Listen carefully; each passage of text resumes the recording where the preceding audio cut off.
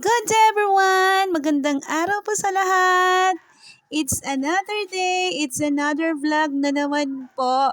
Eto na naman tayo, nasa labas, nagbisita ng aking mini garden at tiningnan ang liwanag ng panahon.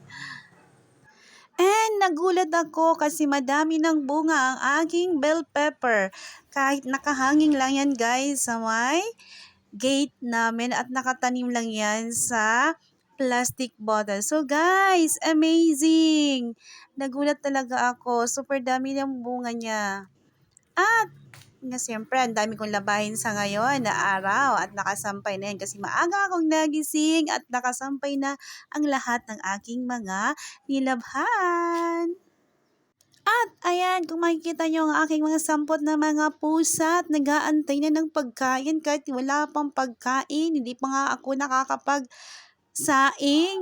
Hay, nako, yung mga kahit na mga sampot yan guys, pinapakain ko pa din sila. Kasi ang dami kong tira ng pagkain para hindi din masayang. At pumasok na nga kami sa loob ng bahay guys at naisipan namin gumawa ng merienda para sa aming merienda kasi itong aking bulilit ay nag-request ng chocolate cupcake. Favorite niya talaga yung paggawa ng or kumain ng cupcake. Kaya ayan, naglagay muna kami ng mga cupcake muffin sheet para sa baking pan. So, ayan guys. Then, pagkatapos namin lagyan yon, i-set aside muna natin. Dito na tayo, gumawa na tayo ng at dito na nga tayo guys, gumawa tayo ng mixture. Naglagay ako ng 2 itlog. Sinundan ko ng sugar, white sugar, 1 cup ng sugar. Ilagay natin yan. And then yung cocoa, that is 1 cup of cocoa. Pwede din less. Pwede man gawin 3/4 yan. Then, i-mix lang natin guys. Halo-haloin natin hanggang sa matunaw yung sugar. At yung anak ko na naman, ang gustong-gustong mag-mix. Akala niya kaya niya. O, ayan, sumuko. Binigay sa akin, kaya ako nag-mix. At alam niyo guys, meron pala akong electric beater na kalimutan kong gamitin. At talagang pinahirapin ko ang aking sarili.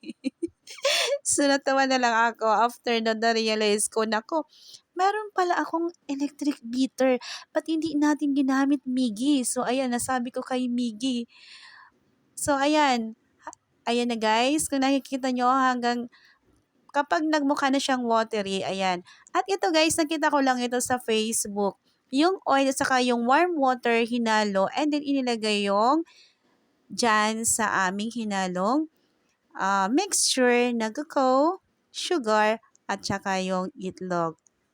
And then after that, mag-add na tayo ng all-purpose flour. 2 cups ng all-purpose flour. Then isip natin para maalis yung mga bilog-bilog. Ayan, hinayaan ko ang aking anak pero hindi kaya tinulungan ko.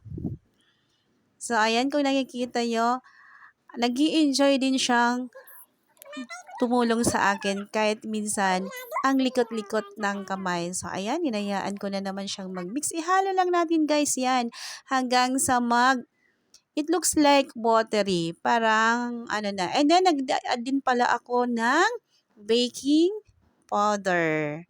So, ayan, hindi talaga nakatiis. Ihalo natin guys ng ihalo. At ayan, hinayaan ko. Sige, sabi ko, sige, haluin mo yan dyan. At may kinuha lang ako dyan sandali. Sabi ko, sige, haluin. Hindi naman kaya. So, ayan, ako na naman ulit ang nag-mix. I-mix natin. Pasensya na guys. At talagang nakalimutan ko gamitin yung aking electric beater. So, after that, i-mix lang natin yan. Haluin natin. At ito palang recipe guys, nakita ko lang to sa Facebook. Tinaray ko kung okay lang siya. At syempre, naglagay na lang ako ng chocolate chips para at least may design yung aming cupcake at magustuhan ng mga bata.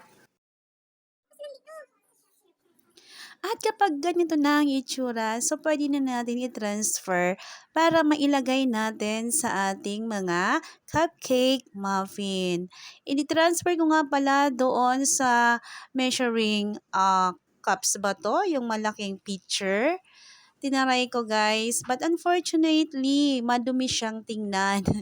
Kumakalat. Kaya, ito, nagsuggest na naman ang aking anak, Mama, gamitin mo ito para mas malinis tingnan. So, ayan, ginamit ko.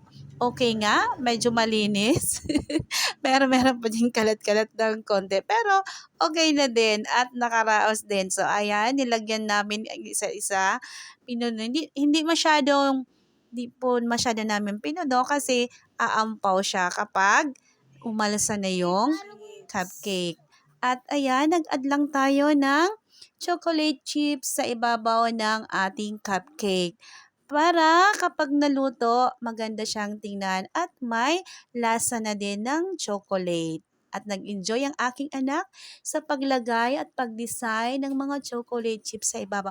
At i-bake natin ng 180 to 200 degrees Celsius for 20 to 25 minutes. And then, after that, ito na guys. Naluto na din sa wakas at makakakain na ang aking bulilit na naghihintay na. So ayan, tinransfer ko na muna guys kasi meron pa akong isang set na isasalang actually dyan. So hindi ko na guys mapakita yung paglagay ulit kasi ganun lang din naman. So ayan guys, hindi na ako nakatiis at tinikman ko na. Eto na, di ba? Ito yung pinakagusto ko, tiki man time!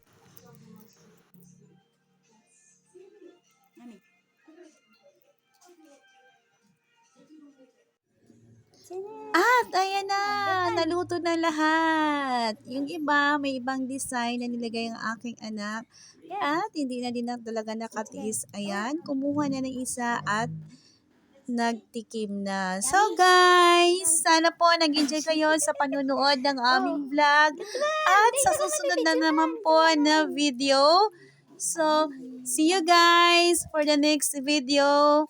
Suportahan niyo po ang aming channel on vlog po. Please subscribe. See you on our next video. Bye! Salamat! Ito. Oh, it's yummy. Mm.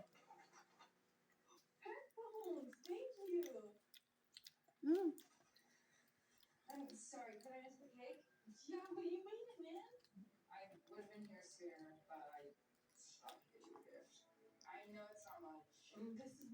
Bye na, Miggy. Bye.